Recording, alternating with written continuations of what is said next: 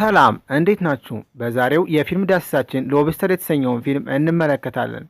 ሌሎች አሪፍ አዳዲስ የፊልም ታሪኮች ሲለቀቁ ቀድመው ለእናንተ እንዲደርሷችሁ ሰብስክራይብ በማድረግ ተቀላቀሉ። ይህንንም ቪዲዮ ላይክ በማድረግ ጀምሩት። አብራችሁን ቆዩ። ወደፊት በቅርቡ በዲስቶፒያን ሕግ መሰረት አለማግባት ወይም ፍቅረኛ ለመያዝ እንደ ወንጀል ይቆጠራል። እናም በዓለም ውስጥ ለመኖር ሁሉ ጊዜ ከፍቅር አጋር ጋር መሆን አለበት። ሰዎች በሁሉም ቦታ ከትዳር አጋሮቻቸው ጋር አብረው መሄድ አለባቸው። አለበለዚያ ግን በሕግ ይቀጣሉ። ያላገቡ ሰዎችን በ45 ቀናት ውስጥ ወደ ሆቴል ይሄዳሉ። ይህም ሆቴል የፍቅር አጋር ለማግኘት የሚረዳ ሰዎችን የሚያገናኝ ሆቴል ነው። ነገር ግን በሕጉ መሰረት የትዳር አጋር ማግኘት ያልቻለ ማንኛውም ሰው በዘመናዊ ዘዴ ወደ መረጠው የእንስሳት አይነት የመቀየር ግዴታ አለበት። የፊልሙ የመክፈቻ ትዕይንት አንዲት መኪና የምትነዳ ሴት ያሳየናል። እና ሜዳው ላይ የሆኑ አህያዎች ጋር ስትደርስ ከመኪናዋ በመውረድ ከአህያዎቹ አንዷን እስክትሞት ድረስ በጥይት ትመታታለች። የፊልሙ ዋና ተዋናይ ዴቪድ በመባል የሚታወቅ አርክቴክት ነው። በቅርቡም ሚስቱ እሱን ከፈታች በኋላ ሌላ ወንድ አግብታለች። ስለዚህም ሌላ ሚስት ለማግኘት የትዳር አጋር ወደሚያገናኘው ሆቴል ይወሰዳል። ዴቪድም እንደ ወንድሙ ከሚወደው ውሻው ቦብ ጋር ነው። ነገር ግን አሁንም የፍቅር አጋር በማጣቱ ተለውጧል። ዴቪድ ወደ ሆቴሉ ለመግባት ወረቀት ከፈረመ በኋላ በሆቴሉ ባልደረባ አማካኝነት ቃለ መጠይቅ ተደረገለት። በመተጫጨት ሕግ መሰረት ጥንዶች አንድ የሚያደርጋቸው የጋራ ባህሪ ሊኖራቸው ይገባል። ከዴቪድ መለያ ባህሪ መካከል ሾርት ሳይት የተባለ የአይን በሽታ አለበት። ስለዚህ እሱ ሌላ ሾርት ሳይት የአይን ችግር ያለባት የትዳር አጋር መፈለግ አለበት ማለት ነው። በተጨማሪም ዴቪድ ከድሮ ከፈታት ከሚስቱ ጋር ለ11 ዓመት አብረው እንደቆዩ ገልጿል። ነገር ግን ከተፋቱ በኋላ እሷ ሌላ ሾርት ሳይት ያለበት ወንድ አግብታ ትታው ትሄዳለች።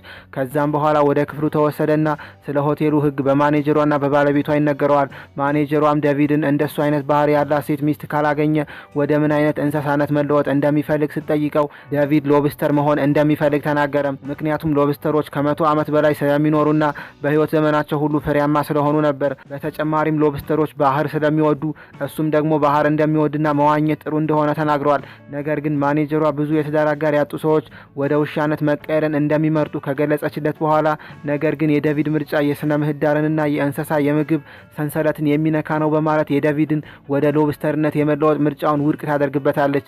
ከመሄዳቸው በፊትም የሆቴሉ ሰራተኛ የሆቴሉን ሕግ በመጣስ ራሱን እንዳያስደስት በማለት የዴቪድን አንዱን እጁን አሰረው። ዴቪድ በማግስቱ ቁርስ ላይ ሮበርት እና ጆን ከሚባሉ ሁለት ሰዎች ጋር ይገናኛል። ሮበርት አፉ ኮልታፋ ሲሆን ጆን ደግሞ የሚያነክስ ነው። ሁለቱም እንደነሱ ተመሳሳይ ባህሪ ያላቸውን ሴቶች እየፈለጉ ነው። በመግቢያው በር አካባቢ እየተዘዋወሩ ሳሉ አፍንጫዋ ሁልጊዜ የሚደማና ሌላ ደግሞ ልብ የሌላ ሴት ያስተውላሉ። ነገር ግን ከነሱ ጋር የምትስማማ ልክ እንደነሱ አንካሳ ወይም ኮልታፋ የሆነች ምንም አይነት ሴት የለችም። ቀጥሎም በአንድ ስብሰባ ወቅት የትዳር አጋር ማግኘት ያልቻሉ ሰዎች ስለ ልዩ ባህሪያቸው እንዲናገሩ ይጠራሉ። ጆን በበኩሉ አንካሳ ሆኖ የቀረው ወደ ተኩላነት የተለወጠችውን እናቱን በሚጎበኝበት ጊዜ እንደነበር ተናግሯል። እናም እሱ ወደዚህ የመጣው ሚስቱ ከተወሰነ ጊዜ በፊት ስለሞተችበት ነበር። በተመሳሳይ ሌሎቹም የኋላ ታሪካቸውና ልምዳቸውን ይናገራሉ። እናም እነዚህ ሰዎች በስብሰባው ባህሪያቸው መናገራቸው ቀኑን ሙሉ አጋሮቻቸው ሊሆኑ የሚችሉ ሰዎች ጋር ለመነጋገር ምልክት ስለሚሆን ጥሩ እድል ይፈጥራል። በአንድ የዳንስ ፓርቲ ላይ ዴቪድ በአፍንጫዋ ደም የሚፈሳትን ልጅ አብራው እንድትጨፍር ጠየቃት። ነገር ግን ወዲያው የሚያመሳስላቸው የጋራ ባህሪ እንደሌላቸው ተገነዘበ። ወደ እንስሳነት መቀየር ስላልፈለጉ ከሆቴሉ አምልጠው ጫካ ውስጥ የገቡ ሰዎች ሎነር በመባል ይታወቃሉ። ይህንንም ተከትሎ በሆቴሉ የሚገኙት ዴቪድና ሌሎች ሰዎች እነዚህን የሸሹ ሎነሮች ለማደን ወደ ጫካው እንዲሄዱ ይታዘዛሉ። እናም እነዚህ ሎነር በመባል የሚታወቁት ከሆቴሉ የሸሹ ሰዎች በከተማ ውስጥ ያሉ ፖሊሶች ካገኟቸው ወደ ሆቴሉ ስለሚመልሷቸው አዲስ ጎሳ መስርተው በጫካ ውስጥ ይኖራሉ። አዳኞቹም ድምፅ አልባ መሳሪያ በመተኮስ እንዲያድኑ ይፈቀድላቸዋል። ከዛም በኋላ ሎነሮቹ ወደ ሆቴል ይመለሳሉ። እናም ወደ እንስሳነት ይለወጣሉ። አዳኞችም በሆቴል ውስጥ የመቆየት እድላቸው በገደሉት ወይም በያዙት ሎነር ብዛት ልክ ነው። ብዙ ሎነር የያዘ አዳኝ ብዙ ቀን ይቆያል፣ ትንሽ የያዘ ደግሞ ትንሽ ቀን ይቆያል ማለት ነው።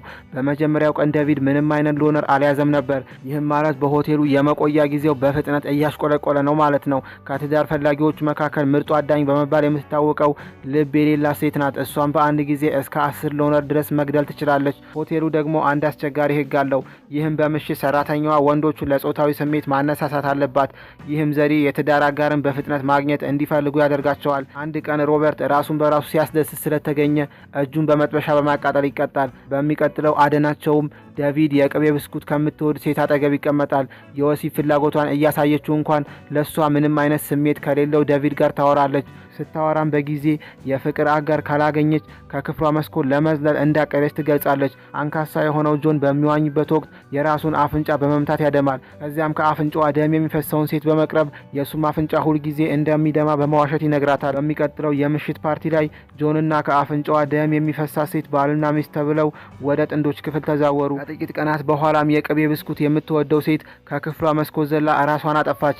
የጨካኝነት ባህሪ ያላት አንዲት ሴት በህመም ስትጮህ ታያታለች። ነገር ግን እሷን ለመርዳት አትፈልግም። ዴቪድ የትዳር አጋሩን ለማግኘት የቀረው አንድ ሳምንት ብቻ ነው። በመሆኑም ለሰዎች ህይወት ደንታ እንደሌለው በመምሰል ልብ ወደ ሌላት ሴት ቀረበ። ሴትዮዋም እንደሷ ምንም ስሜትና ደንታ የሌለው ሰው ትፈልጋለች።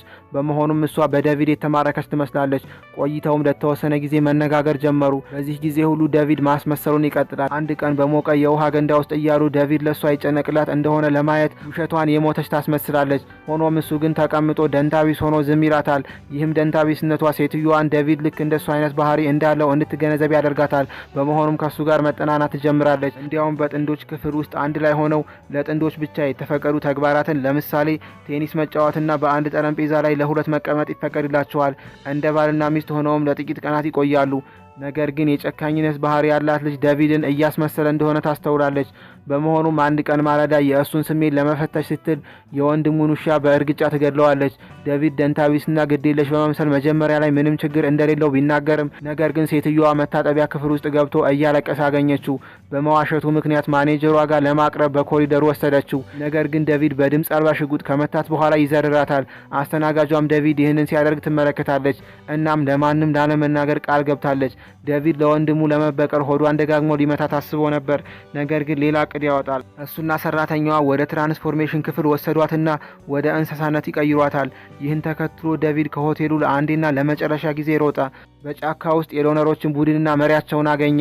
ዴቪድ በመጨረሻ ከጥሩ ሰዎች ጋር ነኝ ብሎ ሊያስብ ይችላል። ነገር ግን የሎነሮችን መሪ ልክ እንደ ሆቴል ማኔጀሯ በጣም ጨካኝ ናት እና መሪያቸው እርስ በርስ የፍቅር ወይም የግብረ ስጋ ግንኙነት የሚፈጽሙት ማንኛውም ሎነሮች ትቀጣለች። እንዲሁም ወንድና ሴቶች አብረው ስለተገኙ ከንፈራቸው እንደተቆረጠም ለዴቪድ አሳውቀውታል። ሕግና ደንቦቹን ከገለጹለት በኋላም ወደ ቡድኑ አቀባበል አደረጉለት። ጥቁር ጸጉር ካላቸውና እንደ ዴቪድ ሾርት ሳይት የአይን ችግር ካላቸው የሎነር ልጃገረዶች አንዷ ለመጀመሪያ ጊዜ ወደ ዴቪድ ትመለከታለች።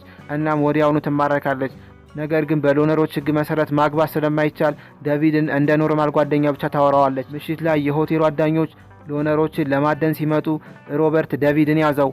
ዴቪድም ሮበርትን የቅርብ ጓደኛዬ ነው ብሎ ስላሰበ ህይወቱን ለማዳን ሞክሯል። ነገር ግን ሮበርት እሱን ለመያዝ ቆርጦ ተነስቷል። ምክንያቱም በሆቴሉ ለመቆየት 2 ቀን ብቻ ስለቀረው ነበር። እናም ባለ ጥቁር ጸጉሯ የሎነሮች ልጅ ከኋላው ስለመታችው የዴቪድን ህይወት አዳነችው።